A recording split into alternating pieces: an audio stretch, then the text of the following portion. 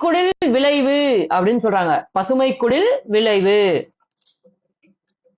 Green house effect. Green house effect. GREENHOUSE EFECT அவ்வளவுதான் effect. கதிரியக்க பொருள். கதிரியக்க பொருள் ரேடியோ ஆக்டிவ். RADIOACTIVE கதிரியக்க பொருள் ரேடியோ ஆக்டிவ். கதிரியக்க பொருள் ரேடியோ ஆக்டிவ். மனசுல நல்லா பதிய வச்சுக்கோங்க. வன மறு உருவாக்கம் ரீஃபாரஸ்டேஷன். REFORESTATION